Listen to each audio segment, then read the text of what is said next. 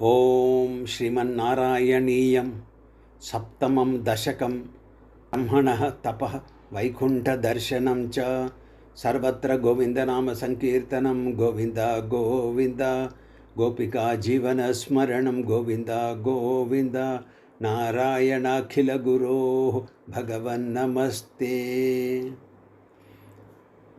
एवं देव चतुर्दशात्मकजगद्रूपेण जातः पुनः तस्योर्ध्वं खलु सत्यलोकनिलये जातोऽसि धाता स्वयं। यं शंसन्ति हिरण्यगर्भमखिल त्रैलोक्यजीवात्मकं यो भूत् स्फीतरजो विकारविकसन् नानाशिशुक्षारसः सोऽयं विश्वविसर्गदत्तहृदय सम्पश्यमानः स्वयं बोधं खल्वनवाप्य विश्वविषयं चिन्ताकुलस्तस्थितान्। तावत्त्वं जगतां पते तपेत्येवं हि वैहायसीं वाणीमेनमवश्रिश्रव श्रुतिमुखां कर्वंस्तप प्रेरणाम्। कोऽसौ मामवदत् पुमानिति जलापूर्णे जगन्मण्डले दिक्षु दीक्ष्य किमं यनीक्षितवता वाक्यार्थमुत्पश्यता।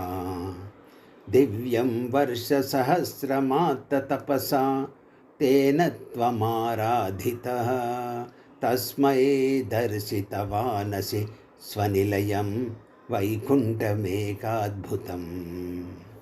माया यत्र कदापि नो विकुरुते भाते जगद्भ्यो बहिः शोकक्रोधविमोहसाध्वसम्मुखा भावास्तु दूरं गताः।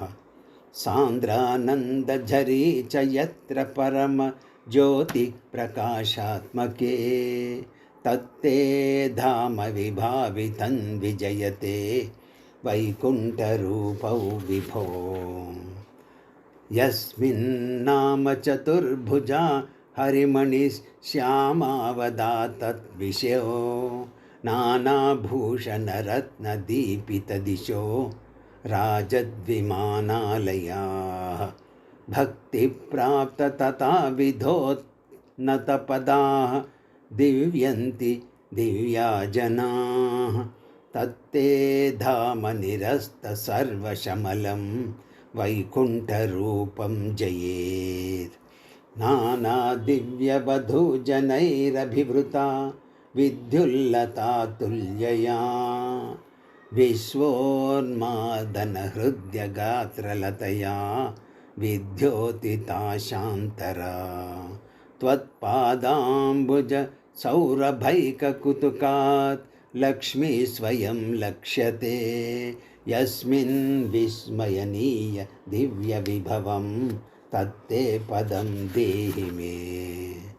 तत्रैवं प्रतिदर्शितो निजपदे रत्नासनाध्यासितं भास्वत्कोटिलसत्किरीटिकटकाध्याकल्पदीपाकृति श्रीवत्साङ्कितमात्तकौस्तुभ माणिच्छायारुणं कारणं विश्वेशां तव रूपमैक्षतविधिः तत्ते विभो भातु मे।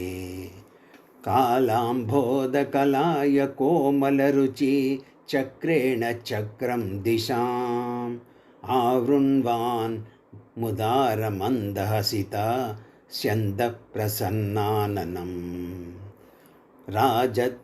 राजत्कम्बुगदारि पङ्कजधर श्रीमद्भुजामण्डलं स्रष्टुस्तुष्टिकरं वपुस्तव विभो मद्रोगमुद्वासयेत्। दृष्ट्वा संभृतसम्भ्रम कमलभू त्वत्पादपाथोरुहे हर्षावेशवसंवदो निपतितः प्रीत्या कृतार्थी भवन्। जानास्येव मनीषितं मम विभो ज्ञानं तदापादय। द्वैताद्वैतभवस्वरूपपरा मिथ्याचष्टतं त्वां भजे।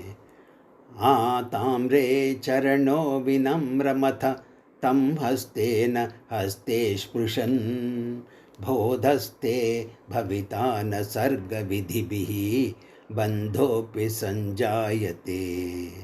इत्याभाषगिरं प्रतोष्य नितरां तच्चित्तगूढस्वयं। सृष्टौ तं समुदैरयः स भगवन् उल्लासयोलाघताम्। सर्वत्र गोविन्दनाम संकीर्तनं गोविन्द गोविन्द। गोपिका जीवनस्मरणं गोविन्द गोविन्द। नारायणाखिलगुरो भगवन् नमस्ते।